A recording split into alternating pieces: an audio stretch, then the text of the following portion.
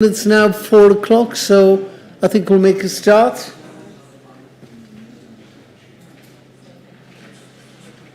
Welcome to the Strategic Planning Committee here at County Hall on Tuesday, the 6th of September. As I normally do, I will read through the procedure that we go through when considering a planning application. As Chair, I normally introduce the application, ask you if you've seen the site visit videos. The planning officer then presents his report, gives us any updates, changes to his recommendations. We then have a public speaking slot, 5 minutes for objector, 5 minutes for a local member, parish councillor, and 5 minutes for the applicant or supporter. The committee members then have the opportunity to question the planning officer, and then we begin the debate proper, ask for a proposal, a seconder, and then we debate the issue and take a vote. Thank you. Apologies for absence. Have there been any apologies for absence today? I've received apologies from Councillor Darwin. Just Councillor Lyle Darwin. Thank you. Councillor Frooks as well. Thank you. Any members got any disclosures that they'd like to put forward? No disclosures of interest. Minutes of the previous meeting. We've got minutes from two meetings. Strategic planning on the 7th of June. And then strategic planning on the 5th of July. Are members happy to receive these minutes? Thank you. So we've only got one item on the planning agenda proper today, ladies and gentlemen. That is item number 6, and that's variation of condition 2 on the approved application 19/00904/FUL in order to amend landscape plans to change the position of the play area so condition 10 can be complied with, resulting in a slight amendment to landscaping. And this is at land south of Bluebell Court, East Cottingham, Morpeth. So, without any further ado, I'd like to ask our planning officer, Tamsin, to take us through this application. Tamsin, over to you. Thank you, Chair. So for this application, I don't actually have any updates for it.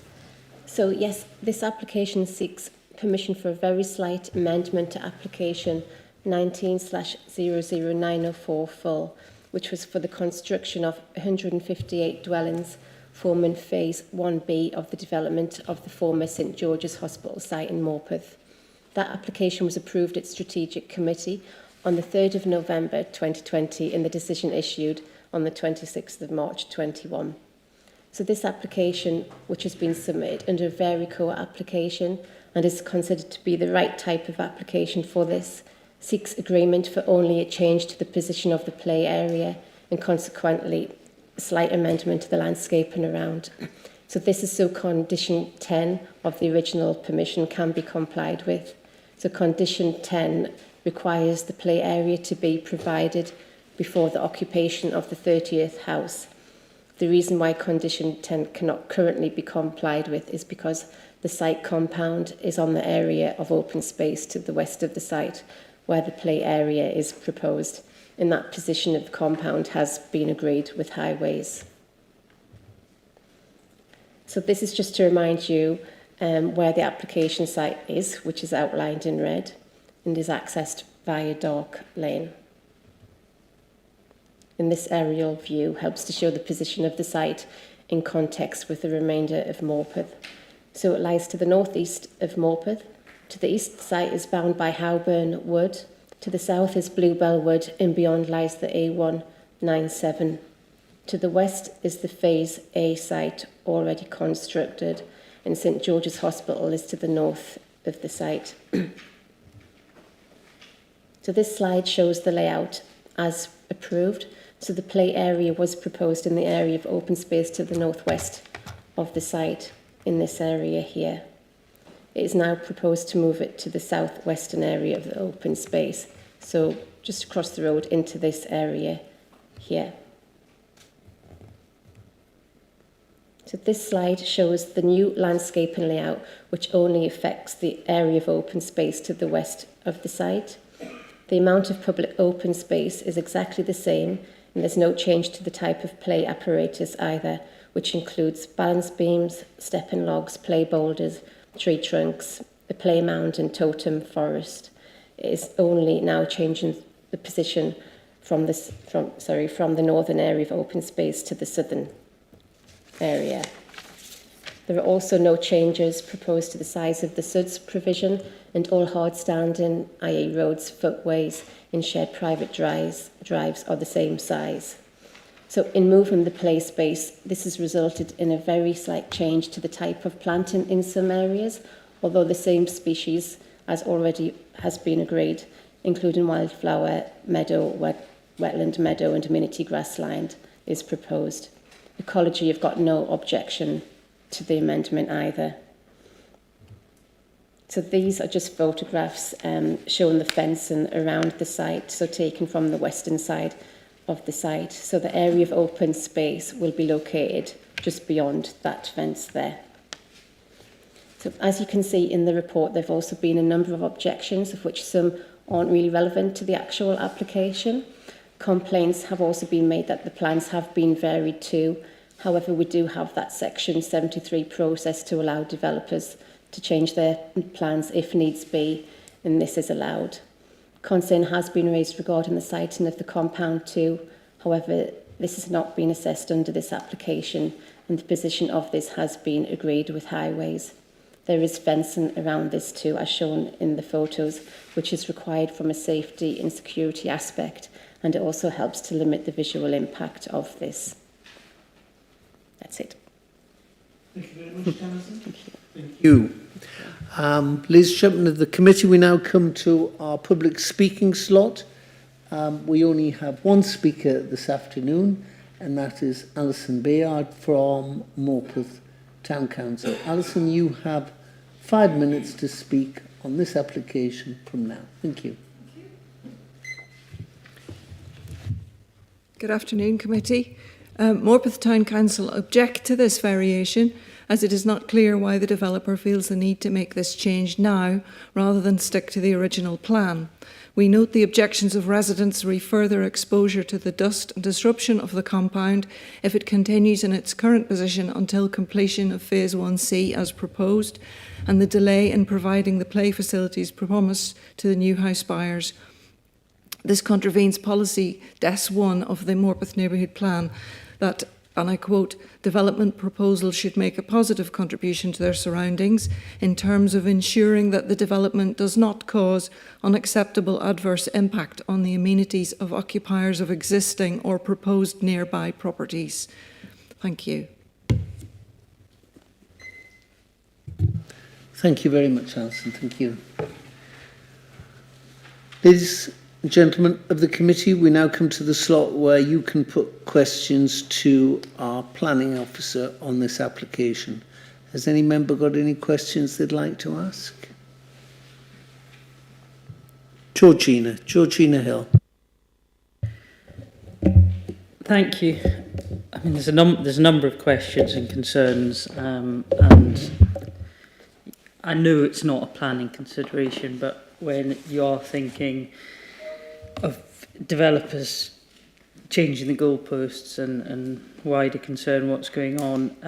But if I can just ask a bit more detail, say on page 33, the summary of responses here, and I haven't seen this before, but there is some response to the objection saying it's not relevant for the application. One, that it does seem to be accepted, though, is that the proposal to place the play area next to the Suds Basin open body of water concerns me. This is an objector from a child safety point of view. response, do accept this could be a concern. I mean, this isn't a, you know, yes, sorry you're losing your view a bit, but that's not a planning matter. I mean, this seems a significant concern, and you don't need to be an expert on these things to think play part near a basin of water is a worry. So could you talk me through more on this, rather than saying, yeah, I suppose it could be a concern? I mean, it's a serious concern.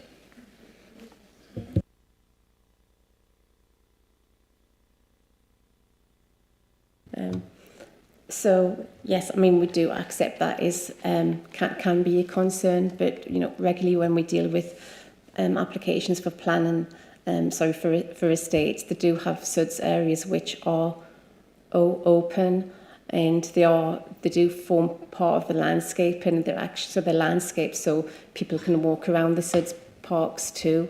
So they do form like an element of the landscaping, but yes, it is a concern, but it's not something that we, you know, regularly like deal with. We don't ask for fencing around the suds ponds. Normally we just keep them open. So although it is a concern, I mean, we'd probably expect that, you know, if they are concerned, the parents, that they would look after them, but it's not something that we would normally do. We wouldn't normally fence around the suds ponds, and they do form part of the landscaping of a site, and sometimes, yeah, there are walks around these too.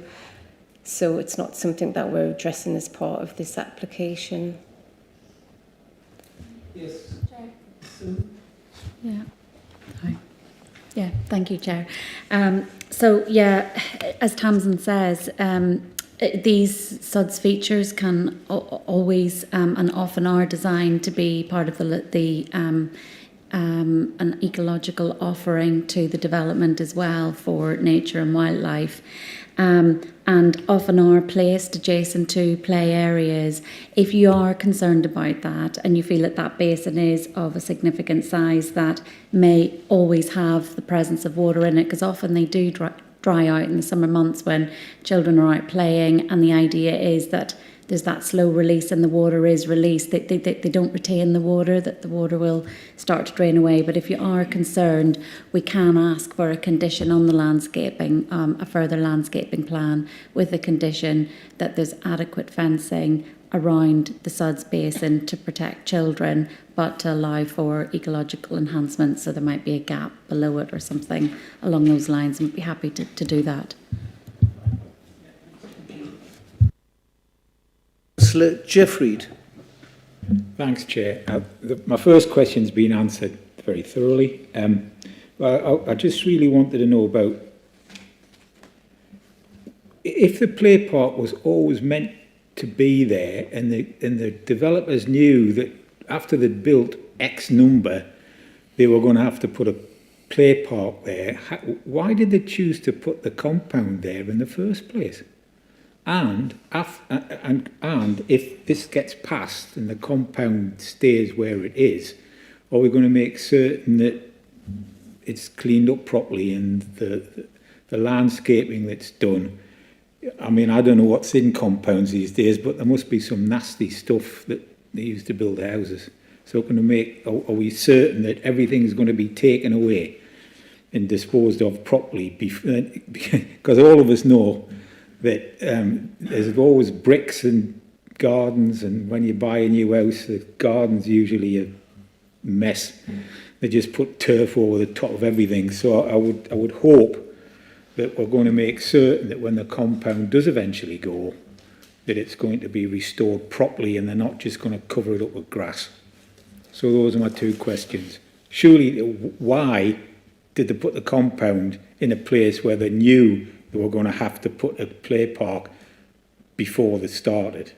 And are you able to put a condition on that makes them clear everything up before they reinstate it?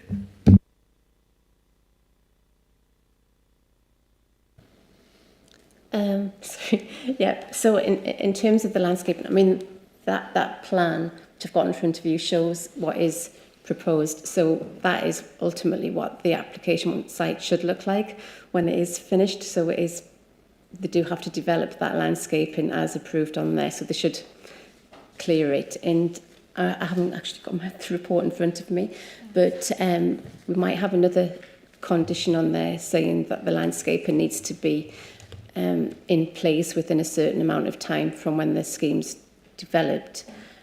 That's something that we normally ask for, like within the next planting season following occupation of how many houses. We might have a condition already, but so if they don't comply with that and don't put the landscaping, then we can enforce against them. But in terms of the compound, I think that's probably a matter of like conditions maybe overlapping a bit. I don't think it's their fault, to be honest, and it's a condition that I asked for, and so that compound was agreed before. I think with highways, as part of the consultation process, that was agreed before. I mean, it was me who put that condition on, so it's probably something that's been submitted to amend something that I've done, actually, to be honest. So that was agreed with highways, I think, before I put that condition on. So I don't think it's any fault of their own, to be honest. Could we take this as a learning point then? Yes. So when we're doing stuff like this in the future, can everybody speak to each other first? I mean, it just seems to be a basic mistake. Yes. And however it's occurred, it makes us look foolish, I think. So can we make certain that in future, if we're going to if we're putting a car park or a play park or any kind of facility in, that it's not going to be disrupted by the fact that the builders are using that very self-same area for something else, and they can't fulfil the conditions, can they? Until because if we don't do this, then if we say no, the thing's got to be there, they're going to have to move the compound, aren't they? Chair, if I could just add to what Tamsin's already shared. So, on a really big development scheme like this, there are a lot of conditions, and what we would have done was conditioned details to come into us about where the construction compound was going to be located. That would have been quite rightly shared with highways, and we would have taken their views back. We will do better at checking when different conditions come into play. There are 40 conditions on that development, and sometimes these things can just be missed. I should add, if the play area had come forward on the site that is proposed now at the beginning, when the original application had been submitted, it's very likely that we would have found that location to be equally as suitable as the location that had been previously approved. So we feel that what's been offered up by the developer themselves would have been as equally agreeable in either which of those two locations, but it's just unfortunate that it's clashed with the construction compound here. Okay.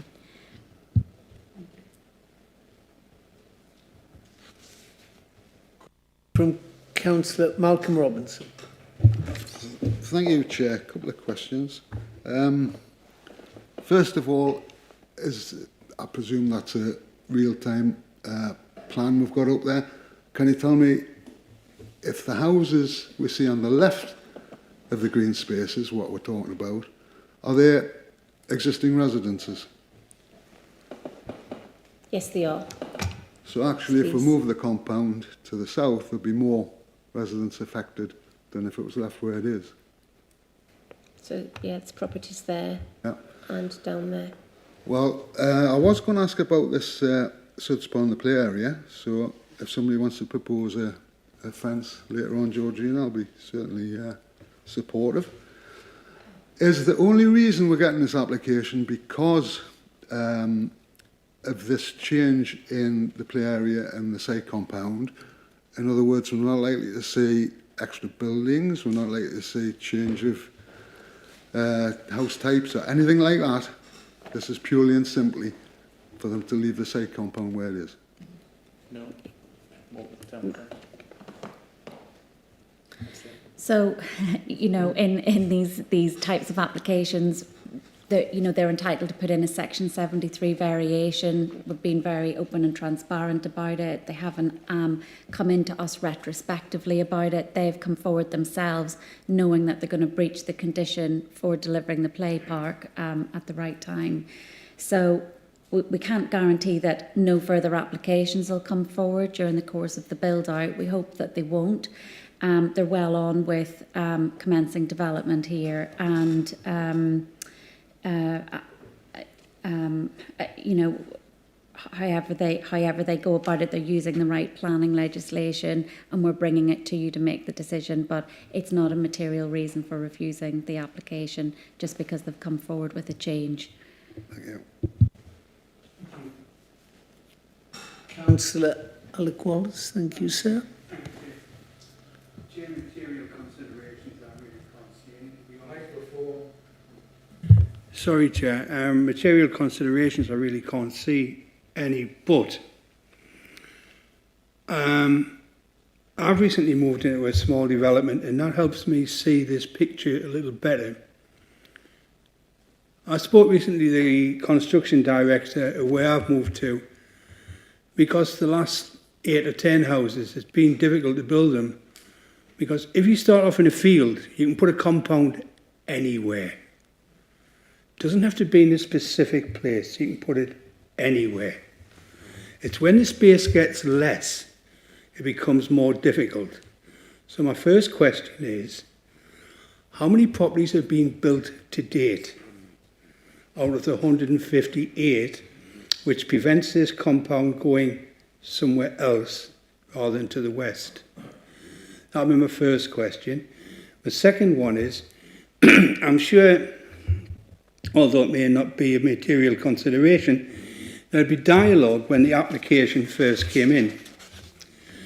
And there would be discussion on the play area. It would be an important part of the two-way exchange.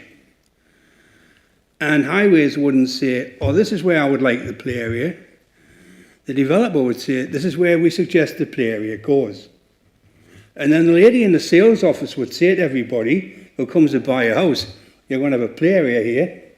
So you tell your 3-year-old there's going to be a play area. My second question is, how old will that 3-year-old become when she does get to see a play area? Because there's a comment in here that it could be 10 years later. Now, I know that's not a material consideration, but it's a realistic consideration of almost mis-selling a property. I know that's not for us, it's not our, and thank you, Tasman clearly says that's it, up to the developer and the person who's purchased. But it causes concern, so I think I would have a clearer picture of which way I would vote if I knew at this moment of time that that compound can only go in one place, which prevents that play area being built as promised. Thank you. I don't know.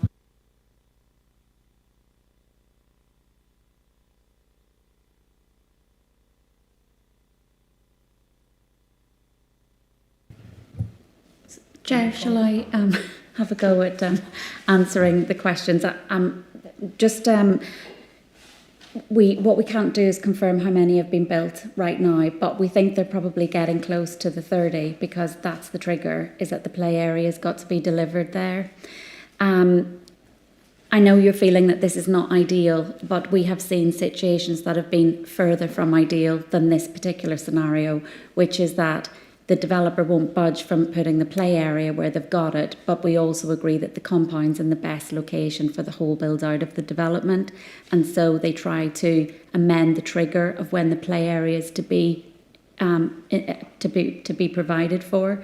So on this, we really want to see the play area provided as soon as possible. People are starting to move in with their families.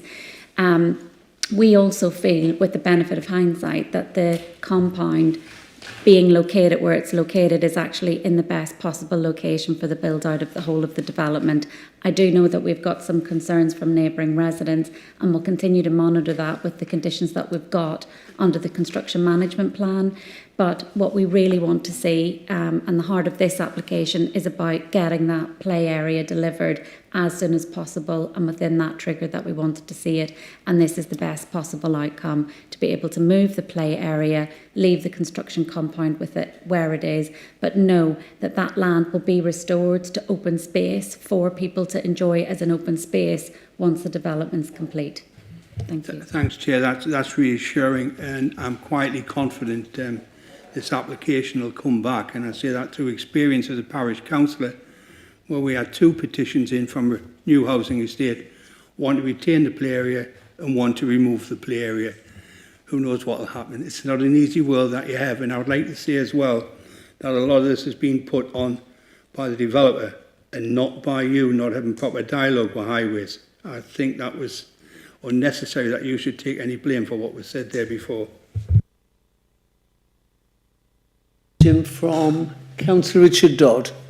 Yeah, there was a discussion over what we call earlier about the pond or the, I don't think it is a pond, because my experience of being on this committee or planning, it's now the fashion to have this suds or this water runoff area that doesn't actually fill with water until there is the 1 in 100 year flood, which is where, you know, we've moved on to have this sort of empty water reserve that takes all the water when we do get the flash flood, and are not filled with water, and thereby fencing them off would be not useless, but it would just be another barrier that gets destroyed, burned down, or vandalised, stroke, whatever. And we're always keen to have open spaces, so I can't see where, I think it was Councillor Robinson said we'll put a fence up or something, but I don't see them like that. They're all over. There's one over the road there. I just think it's to have open spaces, which is what we clamour for. Thank you, sir.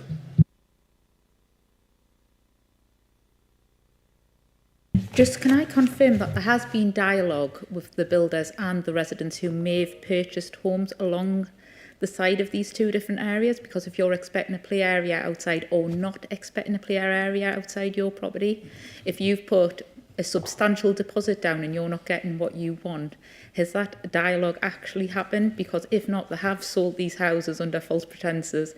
And I just think if you've been sold a bit of a lie, then residents should have some kind of say in that as well. They should at least be acknowledged in these discussions. So I'm just wondering, has anything of that nature actually happened? Thank you. Chair.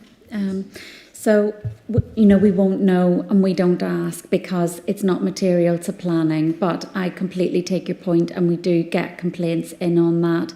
I think quite often the brochures and the plans that people buy into will be showing where different features are, the landscaping features. I'm quite sure these volume house builders know what they're doing as well, and that there will be clauses within the legal agreements that things may change during the build out of the development.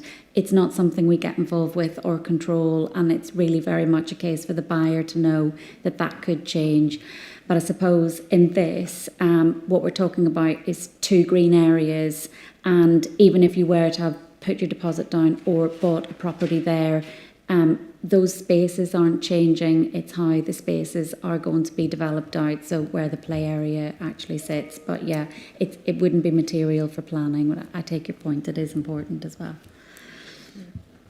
Christine, can I just say, you know, this has come forward from the developer, so it's the developer trying to meet his conditions off his own bat. I know it's a variation to the original planning permission, but it is by them. It's not enforcement or planning department taking a stick to them. It's their own work. So presumably, you know, they know the commitment they have to selling their houses, and they're trying to meet that commitment.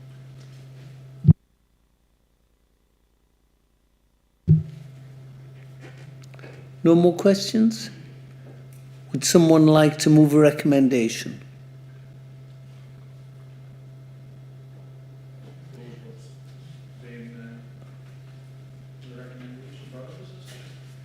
By Richard Dodd. Is that seconded?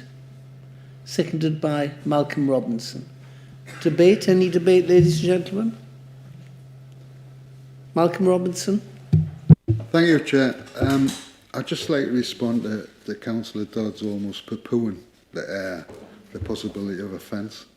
I pass Suds Ponds every day going to work. Not only have they got a fence up, they've got life buoys on them. And some of them have been empty, but all went to the full. I've got other ones in my ward exactly the same. They haven't got fences up. I think it would be negligent not to put a fence up. So I would propose asking for it to be fenced off. It doesn't have to be a great big heavy thick fence. There's fences outside my house to protect a Suds area, and it's very small, black wrought iron. You can hardly see it, but it's a fence to stop kids running into it. Thank you. Just ask us the mover of the motion. Happy? I'll second the amendment. The amendment seconded. Can we do that, Chair's point of order? Policy on the hoof. No, we've got to. No, the motion that's on the table is to be granted with the conditions as set out in the officer's report. So if there is to be an amendment, the proposer and the seconder has to agree that amendment. If it isn't to be agreed between the proposal and seconder, then that would have to be moved across the floor to succeed or fail, and then another motion would have to go on in respect of a further condition.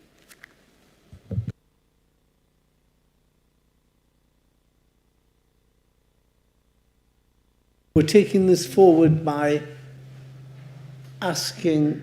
Is it a pond? It's a Suds base. That means we change, this would mean we would be changing policy to have every Sud subject to an amendment that says we need a fence around it. That is the policy that would have to be changed.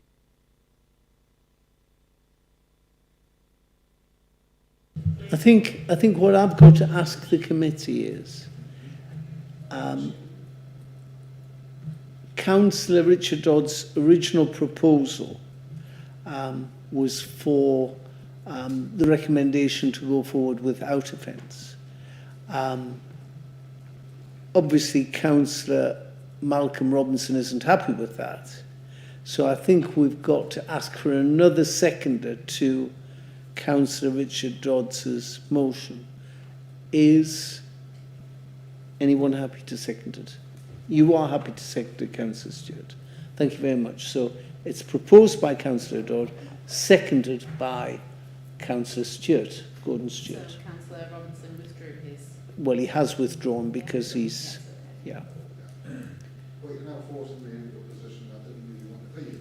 No, well, I'm not forcing it to anything, but it's just the motion that's on the table.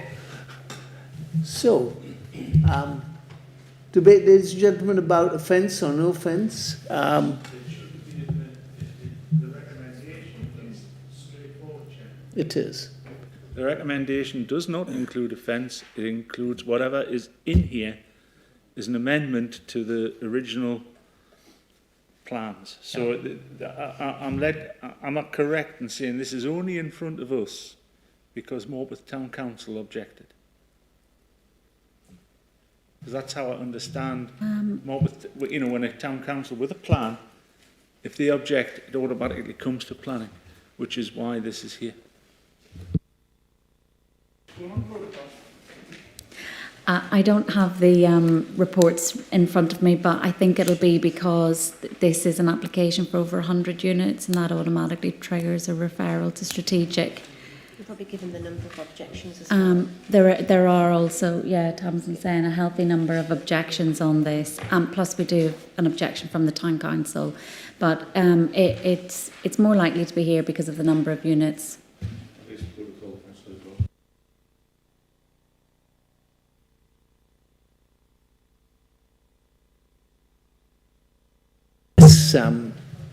Council. Well, we'll take the first. We'll take the first motion. Can I sum up? Well, I think Councillor Hill and Councillor Robinson would like to speak to your motion. Councillor Hill, then Councillor Robinson. Thank you, Chair. Well, Councillor Dodds has actually made it easier for me because I was kind of, no pun intended, on the fence about this one. But we hope no kid drowns in that pond or they'll be coming after you. But looking at it and the concerns that the town council have, and obviously many residents, there's lots of things that I wasn't sure about, but that safety thing is particularly pertinent to me. The fact that that's now not in the proposal makes it very easy for me to vote against. Chair, yeah, I'll have to vote against it because I feel strongly enough that something as simple as asking for a fence to go around this thing is causing ructions. I don't know why. It could have just been accepted, but never mind.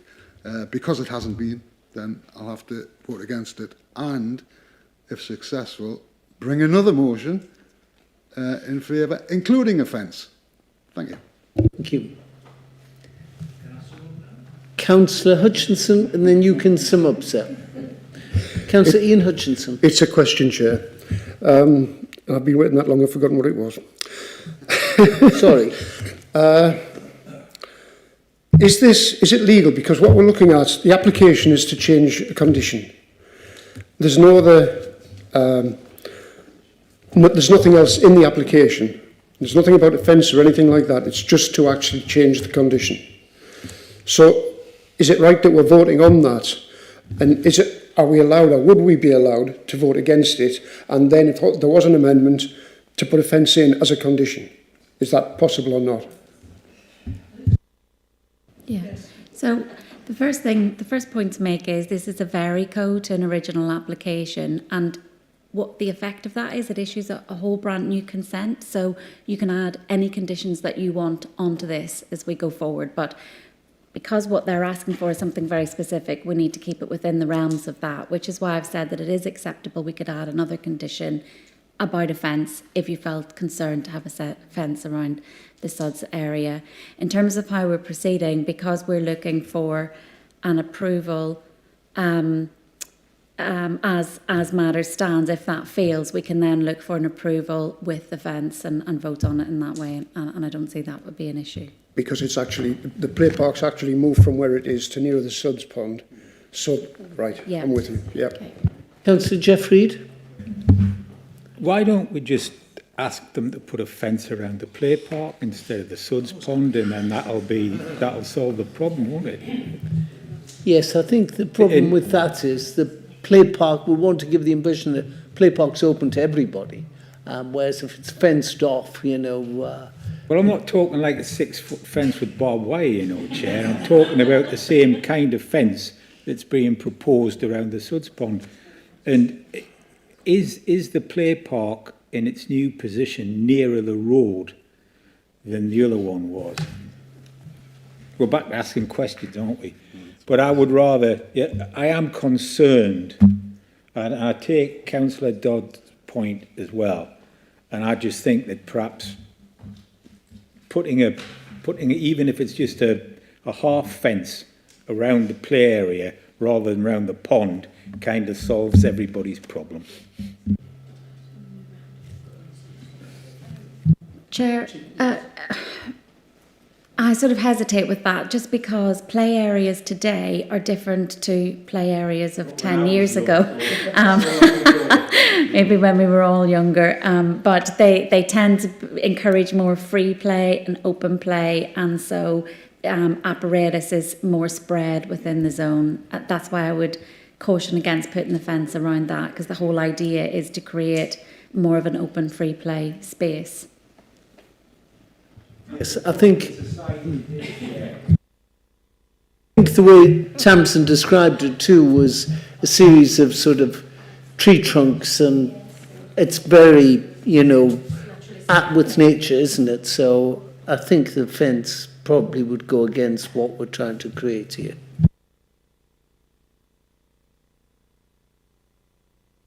Councillor Richard Dodd, would you like to sum up on your original proposal, sir?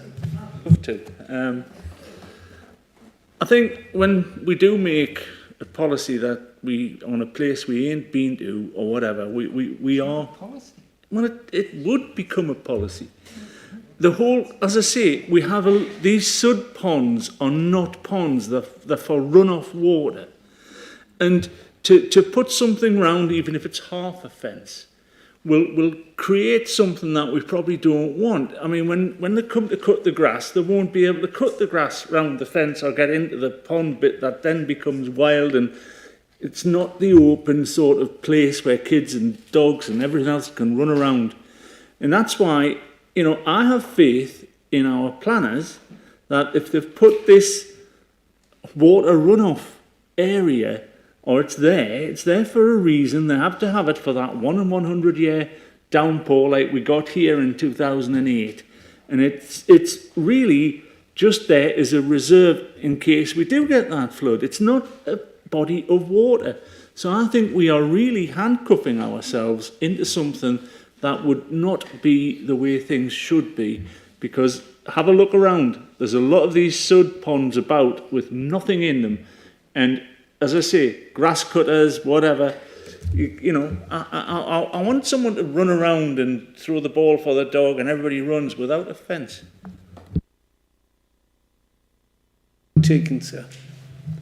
So, Councillor Richard Dodd has summed up, and he is moving his proposal as the original proposal stands in the papers, with a suds pond without a fence in.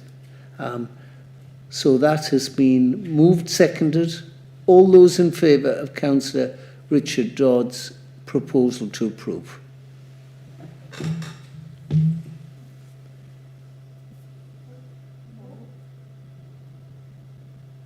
Five.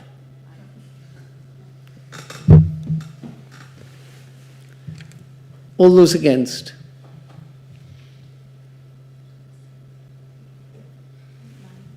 Nine. So that falls.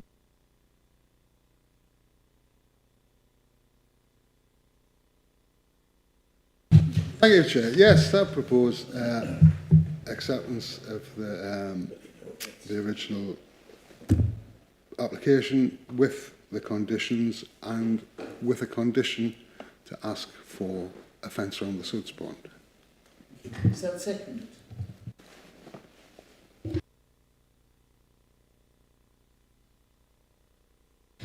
Chair, can I just seek a point of clarification? And it is this, Tamsin's just put up a further detailed plan, and you'll see there's two SODS features on this development. So there's the one adjacent to the play area that I think you're most concerned about, where you'd like the fence. There's one further into the development. You can see there's actually a footpath around it. So are we wanting fencing around both, or just the one adjacent to the play area? My proposal will be for the one next to the play area. I don't think mixing children and ponds of any description is a good idea. So that's what it will be. Any more debate? We're happy to go straight to the... Can I just clarify as well that the additional condition, the wording is to be delegated to the Director of Planning in consultation with the Chair?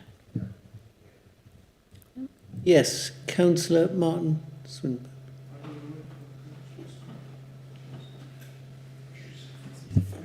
Thank you, Chair. Well, I think irrespective of fence or no fence, I don't think I can support this. We've obviously had the debate about whether we should have a children's play area next to a suds pond, and it was mentioned that suds is 1 in 100 year event, but suds isn't a 1 in 100 year event. We had an event this afternoon which would have put water into a suds pond like that. The reason you have a suds pond is because you want the runoff from the site, from the surface water, to be no greater than the runoff would have been if it was a greenfield site. And clearly, with all those houses and all those roads, it will be faster. An event like this afternoon would have filled that suds pond halfway up anyway. I'm fairly sure that would have been the design. So I think how exactly this has come about, I'm not sure, but the principle of the fact that the compound is a temporary area for the construction of the site. The play area will be there forever, hopefully, as long as the houses are there. And that's what people were buying into when they saw the plans for the site, when they put their deposits down, when they bought the houses. And I just think that keeping the children away from the SUDS area and putting it where it should be, rather than worrying about the convenience of the developer, is the right way to go. Fine. Any more comment? Councillor Hill. Yeah, I mean, I agree. I think time and time again we see developers working the system, and I strongly suspect we might not see the play park at all, if not certainly for a long time. And I just don't see it's an improvement with the fence. And I have to say, I think I've seen it at my own patch when there's a play park near a railway line, disaster area, and there's some specific tragedies and things. You've got to be, for obvious reasons, so careful. So it is an improvement if the majority of the members are minded, but I just I don't see any reason to support the application as itself, and I think there's going to be more problems here as well. To sum up, Councillor Robinson. I think most of it's been said. You know, I once supported defibrillators. I put defibrillators into Bedlington. And I hope they were never used, but they have been. And putting a fence around a pond is it's just common sense, for God's sake. The rest of the application, I can't see much by the way of material concerns about it. As I said in my questions, it looks as if more people are going to be inconvenienced by moving the site compound, existing residents, and I know that from personal experience, existing residents and site compounds don't get on. I think it's not great news for the existing residents that's next to it now, and I can understand their concerns. But all in all, I think the application's fine, so the builder can meet the conditions that we put on him on one previous incarnation at this committee. So that's the reason why I propose my amendment. So, Councillor Malcolm Robinson is moving approval of the Verico application with the extra condition that we're having fencing around the Suds Pond, the one that's adjacent to the play area. That was seconded by Councillor Ball. All those in favour of that recommendation?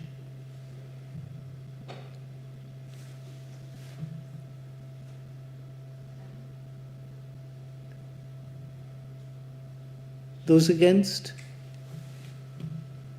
3. So that, no abstentions, is there? No, I think everybody's voted. You abstained, sorry.